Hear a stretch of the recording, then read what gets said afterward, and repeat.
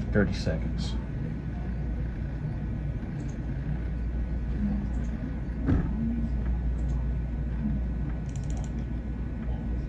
$20 seconds. 15.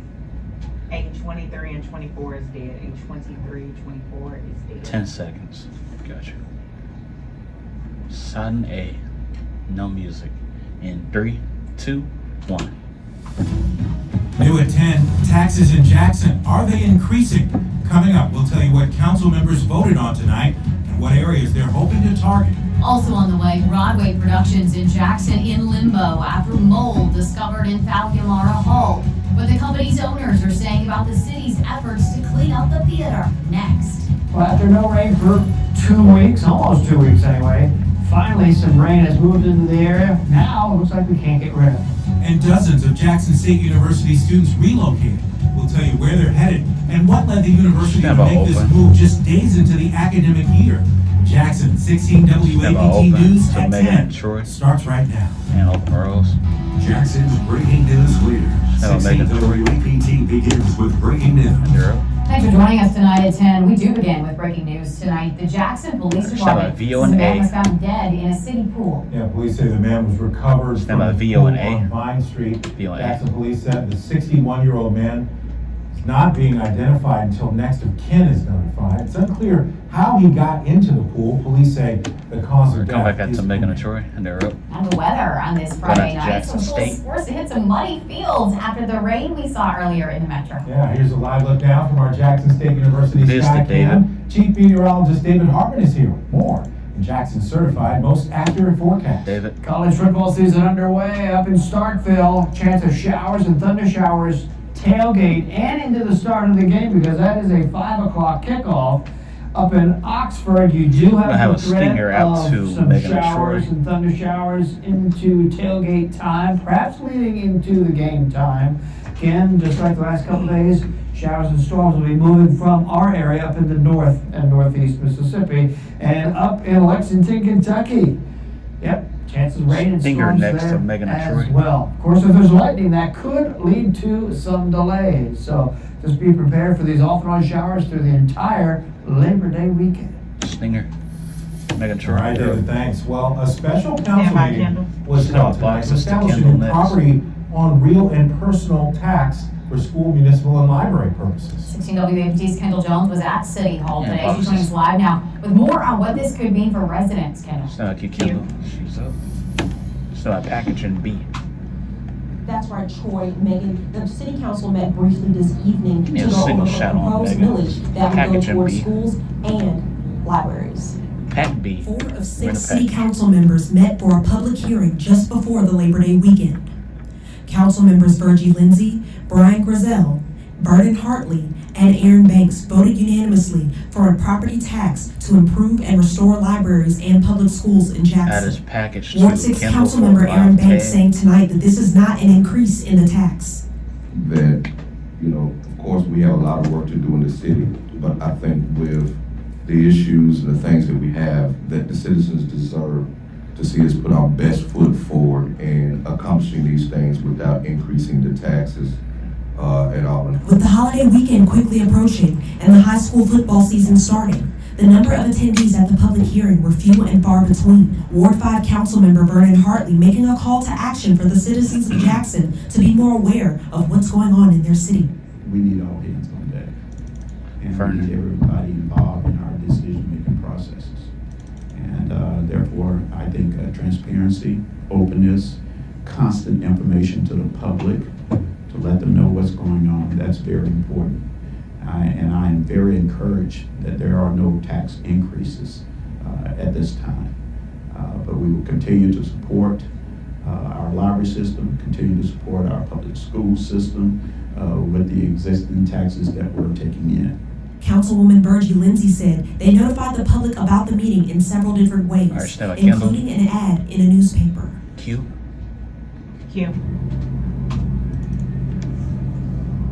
We also spoke with Ward 3 council member Kenneth Stokes this afternoon, and he is also in approval for no raising of any kinds of taxes. Live in City Hall, Kyndall Jones, 16 WAPT News. Megan's up.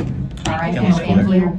The CEO of the company that brings Broadway shows to Thalhiamara Hall says he's hopeful their season will go on in the wake of the mold discovered in the building. Adam Epstein says he's read the report released this week by CTEH industrial hygienists. They were called in earlier this month to test the microbial growth discovered in Thalhiamara Hall.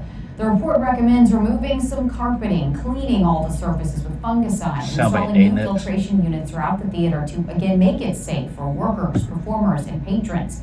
Epstein said the problem is very serious, and he won't hold a show in the theater until the city takes the steps recommended in the report and has the theater retested and then issued a certificate of occupancy by a certified industrial hygienist. This is unprecedented. I have never in 30 years worked in a performing arts center that has been overwhelmed with mold. Ever. Because the proper checks and balances and inspections are done on a routine basis to ensure that the systems that operate in a performing arts center, or any building for that matter, the physical plant operators, the people who are responsible for maintaining the facility, do it on a regular basis to ensure these kind of things don't happen. The first Broadway in Jackson show of the season at Thalhiamara is slated to be Tina, the Tina Turner musical, in November. Epstein says he doesn't know if the work can be completed by then. He says his company will keep their subscribers updated. Well, this is also new tonight. Dozens of Jackson State University students are being temporarily moved to a hotel in downtown Jackson while their residential housing is undergoing repairs. Mississippi Institutions of Higher Learning approved the lease agreement between Jackson State and the King Edward Hotel during a special called meeting this evening.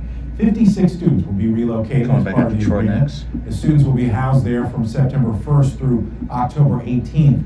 Jackson State officials said the students being relocated will then be housed at One University Place, which is now undergoing renovation to be transformed from an apartment complex into residential housing for students. Some of those renovations include the installation of new HVAC systems.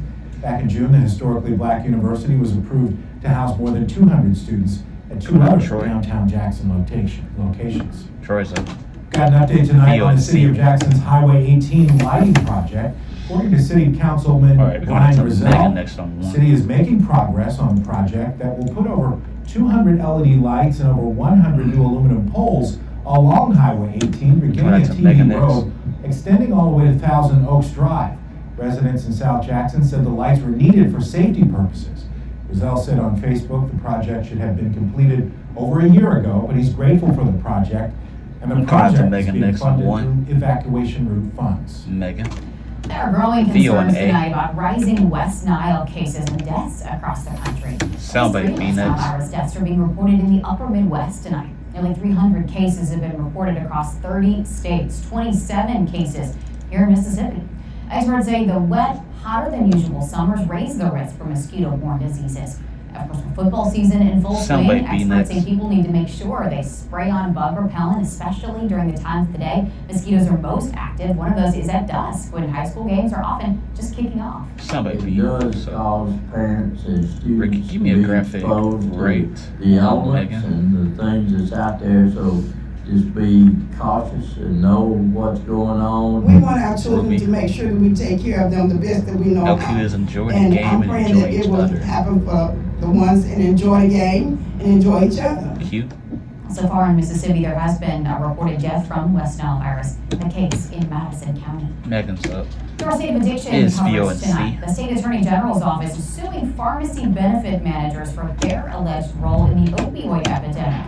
Attorney General Lynn Fitch filed that suit Thursday. It claims the company had a central role in facilitating the oversupply of opioids for purposes of increasing prescribing, dispensing, and sales of prescription opioids. Fitch also claims the company processed nearly 80% of the 6.6 billion prescriptions dispensed by pharmacies in the U.S. in 2023. To Commitment 2024, the Jackson Convention Complex will host a big event next week to recognize the 60th anniversary of the civil rights movement known as Freedom Summer. Freedom Summer was a 1964 voter registration drive aimed at increasing the number of registered black voters in Mississippi. Next week, the nonprofit Mississippi Votes will host panel discussions and workshops on the importance of voting. All are free to attend. The events are from September 4th through the 7th There's also a ticketed VIP reception on the 4th that will honor the women of the civil rights movement.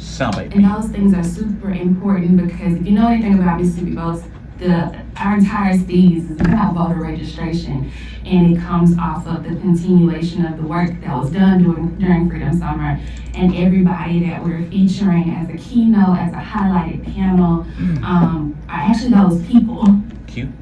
You'll also hear from some notable figures. All right, we're coming out to camera one for a tease. This is a tease. Civil rights activist Dave Dennis Sr. and former Congressman Joe Kennedy III, the grandson of Robert Kennedy. Megatron Road tease. We'll still become a slain civil rights icon honored on the anniversary of his death. While his family says this week's celebrations are more important now than ever. David's up on 3. Well, just like the last couple of days, We'll be going to break out of the special control. Stand by. Will feature the chance of a round of storms during the afternoon and evening. Stand by, best control for break. Animation rolls. Fade, take it away.